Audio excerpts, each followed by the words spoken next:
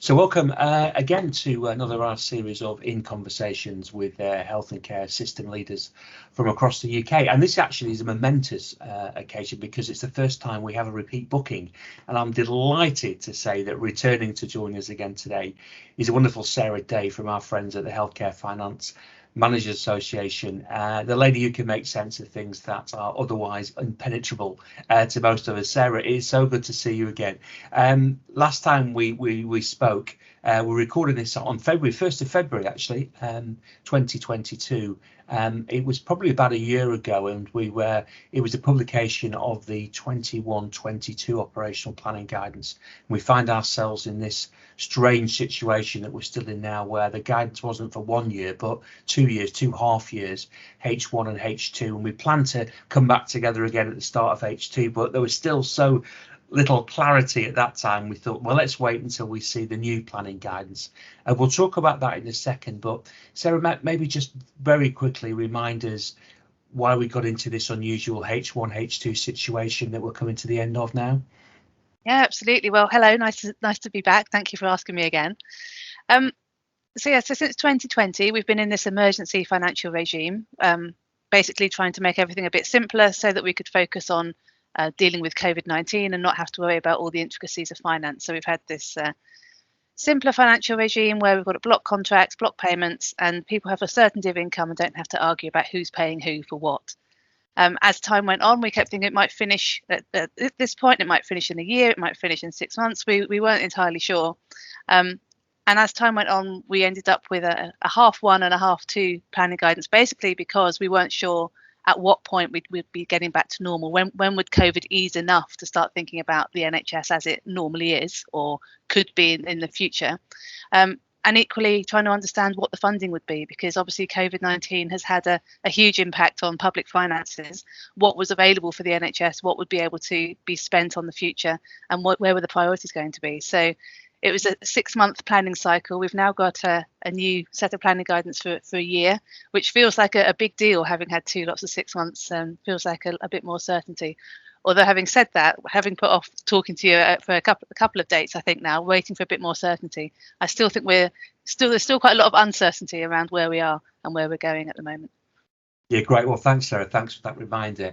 And yes, actually, as people may be aware, I chair the Finance and Performance Committee at an acute hospital in Birmingham. We had our first meeting of the year last week, and which I insisted on the minutes. My Nostradamus-like prediction that the operational planning guidance would appear on Christmas Eve was actually we came true. I wasn't entirely serious when I said it to our Director of Finance, but yes, we did fairly late on Christmas Eve as well. I understand you got caught in the office. I know 1 or 2 other people did. Tell us about the new planning guidance then, which was issued on Christmas Eve.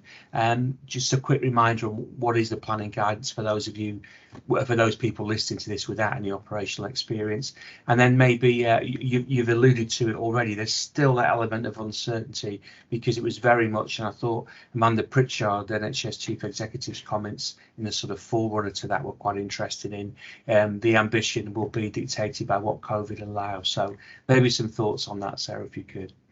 Absolutely. Well, just to set the scene then, planning guidance is issued each year, and I'd say normally quite late in December. 3 o'clock Christmas Eve, I think it came out thereabouts. That is particularly late, and it sets out the priorities for the NHS for the year ahead. So it's what nationally, where should the NHS be focusing their efforts? It sets out the resources that are available. There's a financial framework that comes with it that gives organisations, systems, an idea of where they should be focusing their efforts over the coming 12 months. So it's often building on the planning guidance that's come the year before. And in fact, quite a lot of this year's planning guidance says the things which were set out in the H2 guidance still stand, still need to meet some of those targets and need to carry on from that perspective. This year's planning guidance, we haven't seen it all yet. So we've had the main operational planning guidance come out on Christmas Eve, but there's still some more documentation to come out to support it. So we haven't seen the technical financial guidance to go with it yet. We haven't had the allocations come out for the integrated care boards. So there's still some elements of uncertainty for the system. I suppose a couple of the main things that the planning guidance did this time was it confirmed a story that I think had been in HSJ a couple of days before, in that it's postponing the establishment of integrated care boards till the 1st of July, or that's the target date. Integrated care boards will be replacing clinical commissioning groups, not exactly like for like, but all of the functions of a CCG will transfer to the ICB. We're sticking with the tradition of 3-letter acronyms for all of our organisations. So it's set out that that's now deferred to the 1st of July, which obviously makes life a little bit more complicated from a financial perspective, because we'll be ending an organisation and setting up a new one in partway through the year. So that adds an interesting dynamic to the finances and the accounts. And then it also set out that from the 1st of April, we'll be back to the more traditional contracting route, local payment flows. So it will take away that emergency finance regime. It won't just be a block contracts. We will be at a point of having to agree contracts between local commissioners and local providers for services. I think those are the big things really to show that we're moving away from that emergency COVID regime. However, it does all hinge on what happens with COVID. And I think perhaps we are a bit more settled around some of that now from when it was published on Christmas Eve. So I think that there is still the opportunity to go back and change it and amend it as necessary. But I think there is more certainty around the fact that this is how it will be progressing over the coming 12 months. Yeah, it feels like we're getting back to something like normality, doesn't it? Certainly from my experiences there. But again, I guess we'll have to wait. Just on that, I think people will be trying to understand the, you talked about the block contracts we're in at the moment as a sort of emergency measures now towards that local negotiation and contracting between local providers and commissioners.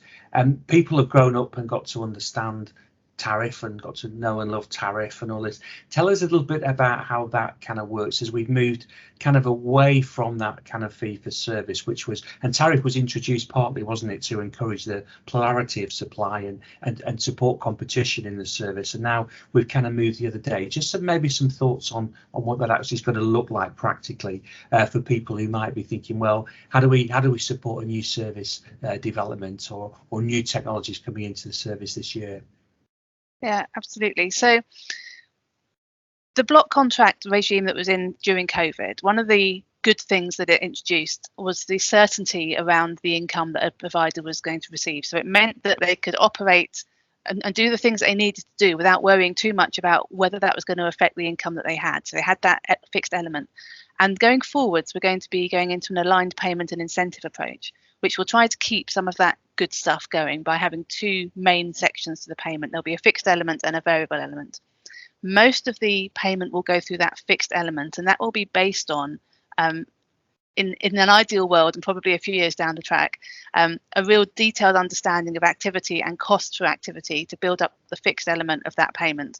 And what that means is that it gives providers some certainty around their income. And if they find new, more efficient ways of delivering services, or they want to do things differently, they aren't penalised by losing a tariff payment because they're paid for doing something in a particular way. They can innovate and do things differently and still have that certainty of income. But as we know from mental health and community services who've had that block contract regime forever, it does mean that you can lose some of that variability. So your activity can keep going up, but your payment keeps staying the same, and you gradually get more and more difficult to manage within your financial envelope. So the aligned payment and incentive approach will also have a variable element. Now that variable element is primarily designed at the moment around elective activity. So to recognise if more elective activity has been undertaken than was planned for, or if less, and some of that payment can then be taken back. So that's the idea behind that, to get the benefit of the fixed payment and that certainty, but also to be able to incentivise and support systems to do a bit more or do some things extra to what was originally in the plan. Now, just thinking about one of the areas which is obviously on everybody's minds and is in the planning guidance, addressing the elective backlog, how that aligned payment and incentive approach is going to support the elective backlog there's quite a few elements to it. So the fixed element of the payment should include a plan or should be based on a plan that includes a stretched level of elective activity. So it's not just what you've always done. It should already be recognising that you need to do a bit more to address that backlog. And then the variable element would then come in if you manage to do even more than you'd originally planned for. So it's not trying to be an incentive, but it's to give providers some certainty around the fact that if they do more, there is more money to come into that. And it sets out in the planning guidance, or possibly in the tariff consultation document, that the variable element of the aligned payment and incentive approach will replace the elective recovery fund that we've seen in this year and previous years. So that elective recovery funding is still there, but it's going to be done in a much more structured way through the payment approach. Now, you asked about the tariff. I've wandered off into aligned payment and incentives. The tariff still exists. Under current legislation, it still has to exist. I think the Health and Care Bill slightly changes the name and the requirements around it, but it's still there. There are still prices per activity, and that would still be used for things like independent sector activity, or if an organisation or a system is really struggling to try and agree some of their costs, then they have got the tariff to fall back on to look at some of those prices and to think about how they might develop some of that local payment system. That's great, thanks. So that's really clear. Just I think one of the things a few people are quite interested in the planning guidance, and probably the comments that Amanda made, was that we haven't seen that kind of coherent national plan for elective recovery, possibly, and I think my reading of it and other people's was that NHS leaders had won the argument with government that it's not possible to sign up to something when we've got no idea what is possible to deliver, whilst we are still thinking about, because there's still a lot of people in hospital with COVID. Can you see that evolving over this year? You would hope so, but there is obviously still some uncertainty around that, as there is about nearly everything, about every answer I'm going to give you. There's always some uncertainty around it. One of the difficulties through going through that block contract regime that we've had over the last couple of years is that we haven't got as good an understanding of how much things have cost, because we haven't had to worry about that quite so much. We've had the payment coming in, and actually the point of that is to carry on and deal with COVID and not think about what each individual element of it is costing. So now when you're looking at how much is it going to cost to do some of this work around elective care and doing things differently, because we are still having to, whilst the nation may be beginning to have restrictions relaxed and we're beginning to feel like maybe life's going a bit more back to normal, within the healthcare settings, obviously, we're still thinking about managing COVID alongside doing everything else. So trying to understand how much that will cost to be able to start to address that elective backlog, but in a different way to perhaps how we might have delivered those treatments before, is a bit of a challenge. But having said that, the planning guidance does still set out some targets in terms of increasing elective activity over and above what was being done before COVID, I believe. Or I've lost track of which year is which, to be fair, but there is certainly some targets to increase elective activity. So it's recognised, obviously, that there are these very long waiting lists. There are some people are waiting a very long time for their treatment. So obviously it's something the NHS wants to tackle, but quite how far you'd be willing to commit yourself to saying how much they could do, I'm not entirely sure at this point. But yeah, hopefully as the year goes on, you would get to a better understanding of it. Great, thanks, Sarah. And speaking of uncertainty, now you mentioned already that we're all kind of anticipating somehow that the integrated care systems will be live from the 1st of April. As you mentioned, that's been pushed back to July at least. Just talk to us a little bit about how the balance between system allocations and allocations to individual organisations and how that might play out. So although it's the integrated care system establishment as a statutory thing, or the integrated care board as a statutory body has been pushed back to the 1st of July, it is expected within the planning guidance that organisations act as if they were an ICS from the 1st of April. So when they're thinking about contracts, and there are some thresholds of contract values within the payment system, they've got to think about the fact that as a group of CCGs, do they meet that threshold, not individually. So everyone's being encouraged to act as if it is in place, although it won't actually be in place. In terms of system to organisational allocations, what the ICS does, or what the ICB does, is it gives NHS England a statutory body that they can allocate funding to at a system level. So all of the funding will be going to the ICB. once it exists. And then there will be a series of contracts, so much like we're used to, really. There'll be contracts between the ICB and the various providers, and the allocations will flow through that route, so that the providers will be getting their income through that route. And even some of the things which we have got used to going directly to providers, like the elective recovery fund, will be going to the ICB as commissioner, and it will be coming through that payment system. So it will be trying to potentially have less funding streams and make it clearer in that it's going into one place, and then it can be discussed and agreed as a system where that funding is best spent and which organisation should be receiving what. Now, in reality, for next year, what that means is that the contract values will more or less be the H2 amount doubled, and then a few refinements and move on from there. As the years go on, it should be more refined. It should be based on better data and better information, as we were talking about earlier. But it's recognised that going into this coming year, it will be a transition. So it's going to look, probably the monetary values will look much the same as they have done, but that will change as time goes on. Fingers crossed. It all relies on data, and good quality data. That's what underpins all of this. And we haven't got that across the whole NHS, so we need to work on that too. Great. And just a question then about the capital allocations. Revenue allocations remain annual, but my reading was capital will now be a 3-year cycle. Now, we've kind of flirted with that before, I think, previously, haven't we, with, I think, limited success. What's your take on that? Well, yeah, there's a 3-year capital settlement. We know where the capital funding is for the next 3 years. It's not really a 3-year settlement, though. It's 3 1-year settlements that we happen to know in advance.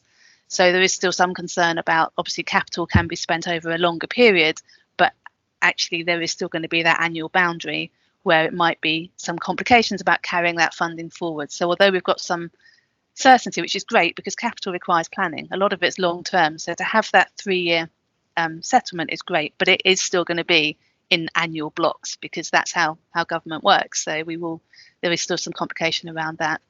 We've got the 1-year revenue allocation, which we know, but we're also expecting to get the next 2 years revenue allocations in the first half of 22-23. So then we will hopefully have capital and revenue which match over the same time period, so we can start. It will help to plan a little bit more in that way. And just going back to the operational planning guidance, one of the things that I noticed in there was around diagnostics, where it mentioned about additional capital, but it also recognised that there's a revenue implication and there's going to be a workforce training implication for that. And I don't know that I've seen that before, where normally capital comes out and then everything else that is required is forgotten about. So to see it set out as here's the capital and the associated revenue and the associated workforce training funding, that was a really positive thing, and hopefully we'd see that a little bit more. But capital is an ongoing concern for people. There's never enough. I mean, I think it says 23 billion in the operational planning guidance. You think, wow, that's a lot, that's a big number. But then you look at all the things it's already committed to and think, well, how much flexibility have local systems got to actually spend it on the things they need to, aside from the national priorities? And you begin to think, well, maybe that won't go quite as far as you might have hoped. But the 3-year settlement is definitely a positive. We're really pleased to see that. Yeah, no, that's great, and I think members will be really interested in your comments there on diagnostics, and a lot of hope as we record this, we've had the next instalment of the round table, the working group to set a national diagnostic strategy has been postponed. So I think people will find some comfort in that.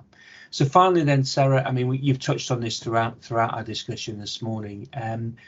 What are the deadlines and highlights, and what's going to be happening over the next couple of months? What should people be looking out for? Oh, there's lots happening. From my finance world, there's a lot going on, and it's all going on at the same time. But just to mention the key dates, the draft plans are expected mid-March, final plans around end of April. If you take the finance side of things, the annual accounts are also due in for 21-22 at the end of April. The audit of those annual accounts will be going on till the end of June, just before the end of June. And then there's a new organisation from the 1st of July. And then you need to do annual accounts for the first 3 months, or not annual accounts, 3-month accounts for the CCG, and set up a new organisation all at the same time. So there's a lot going on in the finance world, and bearing in mind that a lot of those finance staff are also involved in the commissioning and the contracting side, there is going to be quite a lot of pressure on people. And also there's quite a lot of uncertainty, certainly on the commissioning side of life, in terms of where people are going to be working, what their role might be, and which organisation they might be they might be in.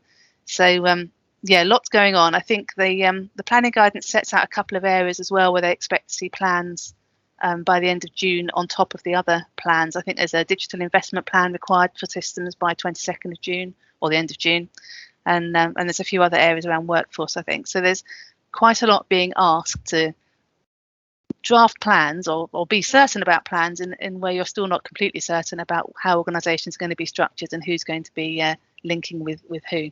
But lots going on, as there always is. Sarah, that's great. And guess what? I'm sure we'll be asking you back again before the end of the end of 22-23 to see where we got to.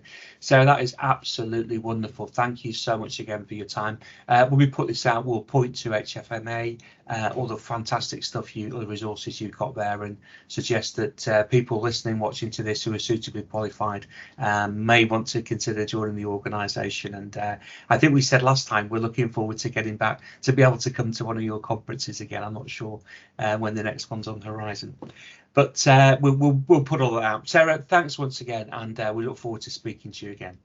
Thank you.